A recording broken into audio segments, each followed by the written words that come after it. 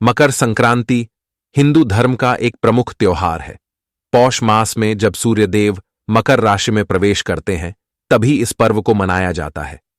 इस वर्ष यह पर्व 15 जनवरी को मनाया जाएगा। मकर संक्रांति के दिन से ही ऋतु परिवर्तन भी होने लगता है। इस दिन स्नान और दान का विशेष महत्व होता है। मकर संक्रांति के दिन तिल तथा गुड़ का दान करने का सबसे अधिक महत्व होता है। मान्यताओं के अनुसार मकर संक्रांति के दिन भगवान सूर्यदेव अपने पुत्र शनि से मिलने के लिए आते हैं। उदय तिथि के अनुसार इस वर्ष मकर संक्रांति 15 जनवरी को मनाई जाएगी। इस दिन सूर्य रात 2:54 पर मकर राशि में प्रवेश करेंगे। मकर संक्रांति से जुड़ी एक प्राचीन कथा का उल्लेख पुराणों में मिलता है। कथा के अनुसार मकर संक्रांति के दिन गाय की सेवा करने का बहुत अधिक महत्व होता है। इस दिन गाय को कुछ चीजें जरूर खिलानी चाहिए, जिससे सूर्यदेव की विशेष कृपा प्राप्त होती है। इस दिन अन्य कुछ महत्वपूर्ण उपाय भी अवश्य करने चाहिए। तो चलिए, सबसे पहले हम जानते हैं मकर संक्रांति के दिन गाय को कौन सी चीजें खिलानी चाहिए। दोस्तों, एक बार द्वारका में भगवान श्री कृष्ण से मिलने के लिए उनके एक सखा आते हैं, जो दूर मध्य देश में निवास करते थे। श्री कृष्ण के मित्र अत्यंत दुखी और दरिद्री थे, इसीलिए वे भगवान श्री कृष्ण के पास गरीबी को दूर करने के लिए उपाय मांगने आते हैं। श्री कृष्ण के मित्र उनसे कहते हैं, हे केशव, मैं अत्यंत दुखी और दरिद्री हूं। कितने ही परिश्रम करने पर भी मुझे अपने परिवार को पालने जितने भी धन की प्राप्ति नहीं हो पाती है। हे द्वारकाधीश, मैं आपके पास धन संपत्ति मांगने नहीं आया हूं, किंतु आप मुझे ऐसा कोई उपाय बताए जिससे मेरी दरिद्रता दूर हो जाए और मैं अपने परिवार का पालन कर सकूं। मैं किसी लोभ के कारण आपके पास नहीं आया हूं और ना ही मुझे धन चाहिए। मैं तो बस इतना चाहता हूं कि आपकी कृपा सदैव मुझ पर बनी रहे। कृपया मुझे मेरी गरीबी दूर करने के लिए कोई उपाय बताओ। मैं जीवन भर आपका ऋणी रहूंगा।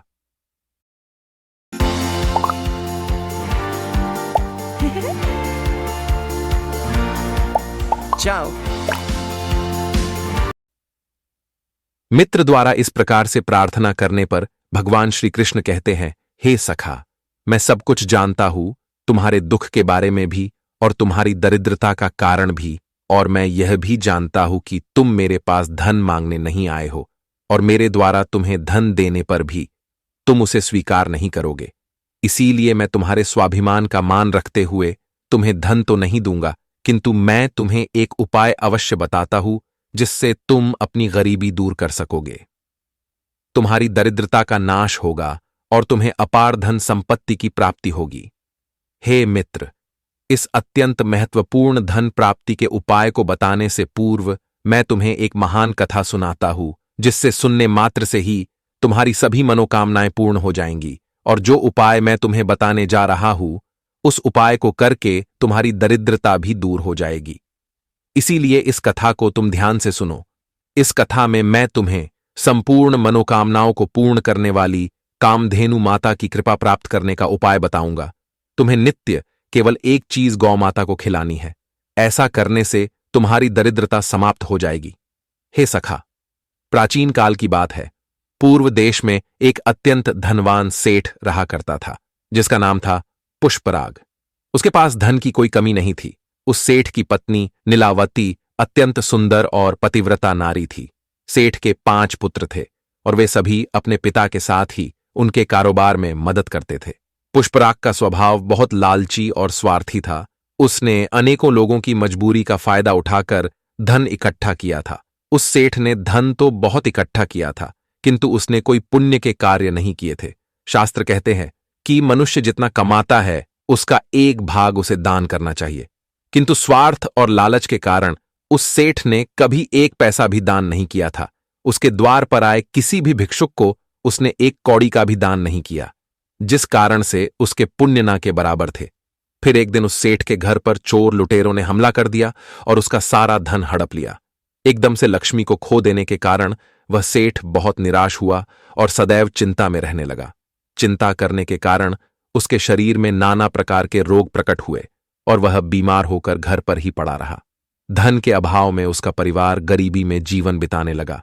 उसके बेटे भी खेत में काम करने लगे, लेकिन मेहनत करके भी वे थोड़ा सा ही धन कमा पा रहे थे और अपने परिवार का पेट पाल रहे थे। बहुत दिन बीत गए। उस सेठ की तबीयत दिन ब दिन खराब होती जा रही थी और उसे मृत्यु का भय सताने लगा। उसकी पत्नी उसकी बहुत सेवा किया करती थी, किंतु कोई भी उपाय करके भी सेठ की तबीयत ठीक नहीं हो रही थी। फिर एक दिन उस सेठ के द्वार पर यमराज साधु का भेष धारण करके पधारे और उन्होंने सेठ की पत्नी से कुछ अन्नदान करने को कहा। सेठ की पत्नी का स्वभाव दयालु था, इसीलिए उसने उस साधु महात्मा को घर के अंदर बुलाया और अपने रसोई में जो कुछ भी पड़ा था वह सारा उस साधु को भोजन में खिला दिया। इससे वह साधु अत्यंत प्रसन्न हुआ और कहने लगा, हे माता, आपने आज इस भूखे साधु की भूख मिटाकर बड़ा पुण्य का काम किया। मेरे मन में तुम्हें कोई वरदान देने की इच्छा हो रही है, इसीलिए आज तुम जो भी मांगो उसे मैं निश्चित ही पूर्ण करूंगा। साधु के यह वचन सुनकर उस सेठ की पत्नी ने कहा, हे महात्मा, आपको कोटि कोटि प्रणाम है। हे साधु, कुछ समय पहले हम बहुत ही धनवान थे, किंतु चोर लुटेरों ने हमारा सब कुछ छीन लिया, जिस कारण से हमें दरिद्रता में जीवन बिताना पड़ रहा है। मेरे पति की भी तबीयत खराब हो गई और वे भी मृत्युशैया पर लेटे हुए हैं। कृपया आप कुछ ऐसा उपाय बताएं हैं जिससे हमारे दुख दूर हो जाए। उस सेठ की पत्नी की बात सुनकर वह साधु महात्मा बोले, हे माता, तुम्हारी यह दुर्दशा तुम्हारे पति के कुकर्मों के कारण हुई है। उसने अपने जीवन में कभी दान धर्म नहीं किया, कभी कोई पुण्य का काम नहीं किया। उसने दूसरों को दुख देकर ही इतना सारा धन प्राप्त किया है, इसीलिए दुर्भाग्य उसका पीछा नहीं छोड़ रहा है। किंतु यदि तुम इस दुर्भाग्य से पीछा छुड़ाना चाहती हो तो मैं तुम्हें एक उपाय अवश्य बताऊंगा। तुम अभी सभी मनोकामनाओं को पूर्ण करने वाली कामधेनु माता की शरण में जाओ, वे निश्चित ही तुम्हारे दुख दूर करेंगी। तुम एक गाय अपने घर पर लाकर उसकी सेवा करो और नित्य उसे एक चीज खिलाओ जो मैं तुम्हें बताऊंगा, जिससे तुम्हारी दरिद्रता दूर हो जाएगी। इस प्रकार से वह साधु उस सेठ की पत्नी को उपाय बताते हैं और उसी स्थान पर अंतर्ध्यान हो जाते हैं। फिर इस चमत्कार को देखकर वह सेठ की पत्नी आश्चर्य में पड़ जाती है और उस साधु द्वारा बताए गए उपाय को करने का निश्चय करती है।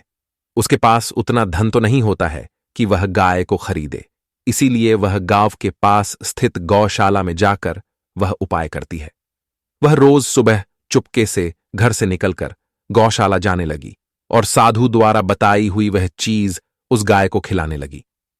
फिर एक दिन अचानक उसे यह समाचार मिला कि राजा के सिपाहियों ने उन चोर लुटेरों को पकड़ लिए है जिन्होंने उस सेठ का धन चोरी किया हुआ था। इस प्रकार से गौ माता के आशीर्वाद से उस सेठ को उसका सारा धन प्राप्त हुआ। फिर वह सेठ भी अपनी पत्नी के साथ रोज गौशाला में जाने लगा और गाय की सेवा करने लगा। रोज गाय के पीठ पर जो कूबड़ होता है उसे स्पर्श करने लगा, जिससे उसके सभी रोग भी नष्ट हो गए और वह फिर से स्वस्थ हो गए। इस प्रकार से गाय की सेवा करने मात्र से ही उस सेठ को सारी संपत्ति वापस मिल गई। उसके बाद वह सेठ रोज दान धर्म करता। उसने अपने घर के पास एक गौशाला भी बनाई और रोज गायों की सेवा करने लगा। श्री कृष्ण कहते हैं, हे सखा, अब मैं तुम्हें बताता हूं गाय की सेवा कैसे करनी चाहिए और गाय को कौन सी चीज खिलाने से धन की प्राप्ति होती है। हे मित्र, शास्त्रों में गाय को माता कहा गया है और समस्त देवी देवता भी इनका पूजन करते हैं। गायों के 6 अंग गोबर, मूत्र, दुग्ध, दधि और घृत ये अत्यंत पवित्र और शुद्धि के साधन भी हैं। गोबर से बिल्व वृक्ष उत्पन्न हुआ, उसमें लक्ष्मी विद्यमान है, इसलिए इसे श्री वृक्ष कहा जाता है। गोबर से ही कमल के बीज उत्पन्न हुए हैं। गोमूत्र से गुग्गुल की उत्पत्ति हुई है, जो देखने में प्रिय और सुगंधि युक्त है, जो सभी देवों का आहार है। संसार में मूलभूत गोदुग्ध से उत्पन्न है। सभी मांगलिक पदार्थ दही से उत्पन्न हैं। घी से अमृत उत्पन्न होता है, जो देवों की तृप्ति का साधन है। गाय से ही यज्ञ प्रवृत्त होता है। गौ माता के शरीर में 33 कोटि देवी देवताओं का निवास होता है। गाय एक अत्यंत पवित्र, निर्मल, शांत, निष्पाप जीव है। ऋग्वेद में इसे संसार का पालन पोषण करने वाली कामधेनु माता कहा गया है। इसके दर्शन मात्र से मनुष्य के हजारों पाप नष्ट हो जाते हैं। इसीलिए कभी इस निष्पाप गौ माता पर अत्याचार नहीं करना चाहिए। गाय को कभी मारना नहीं चाहिए और कभी उन्हें कष्ट नहीं देने चाहिए। गाय को मारना शास्त्रों में सबसे बड़ा पाप माना गया है। जो मनुष्य गाय की निस्वार्थ भाव से सेवा करेगा वह सुख समृद्धि प्राप्त करेगा। जो स्त्री रसोई में बनी पहली रोटी गौ माता को खिलाएगी वह सदा सुहागिन और सौभाग्यशाली रहेगी। जो लोग अपने घर में गाय से प्राप्त पंचगव्य को घर में रखेगा उसके घर में कभी दुख दरिद्रता नहीं आएगी। जो व्यक्ति प्रतिदिन किसी न किसी तरह से गौ माता की सेवा करता है वह सबसे अधिक पुण्यवान बन जाता है। शास्त्रों में गौ माता को मां लक्ष्मी का रूप माना गया है, इसीलिए उनकी पूजा करने से दरिद्रता दूर होती है। प्राचीन काल से ही गौ माता की सेवा और संरक्षण करने की परंपरा चली आ रही है। कई ऋषि मुनि अपनी कुटिया में गायों का पालन करते थे तथा राजा महाराज गायों का दान करते थे। गायों के दान को सबसे बड़ा दान कहा गया है। गाय का दान करने से सभी जन्मों के पाप नष्ट हो जाते हैं और मनुष्य को मोक्ष की प्राप्ति होती है। गौ माता के दर्शन करना बहुत शुभ होता है। शास्त्र कहते हैं रोज सुबह गाय के दर्शन होने से पुण्य की प्राप्ति होती है और सुबह गोबर के दर्शन होने से लक्ष्मी की प्राप्ति होती है। अगर किसी महत्वपूर्ण कार्य के लिए जा रहे हैं और अचानक ही गौ माता आपके रास्ते में आ जाती है तो वह कार्य निश्चित ही सफल हो जाता है। किसी भी यात्रा पर निकलते समय अगर गौ माता के दर्शन हो जाए तो वह यात्रा सुखपूर्वक पूर्ण हो जाती है, इसमें संशय नहीं है। कुंडली में यदि पितृदोष होता है तो अन्य उपायों के साथ साथ गौ माता को प्रतिदिन रोटी और घास खिलाने से लाभ होता है और पितृदोष से मुक्ति मिलती है। इसी तरह कुंडली में यदि शनि की 7.5 या महादशा है तो हर शनिवार और अमावस्या को काले रंग की गाय को घास या रोटी खिलाएं और उसकी पूजा करें, इससे शनि दोष कम होता है। गौमूत्र यानी कि गाय का मूत्र बहुत ही उपयोगी, पवित्र और स्वास्थ्य की दृष्टि से अत्यंत हितकारी होता है। आध्यात्मिक दृष्टि से तो गौमूत्र का महत्व है ही, साथ ही वैज्ञानिक और स्वास्थ्य की दृष्टि से भी गौमूत्र के बहुत से लाभ बताए गए हैं। गौमूत्र में बहुत से खनिज पदार्थ और स्वास्थ्यवर्धक तत्व होते हैं जो हमारे शरीर की शुद्धि करते हैं और बहुत से रोगों से भी बचाते हैं। साथ ही गौमूत्र छिड़कने से वातावरण में शुद्धता और पवित्रता व्याप्त हो जाती है।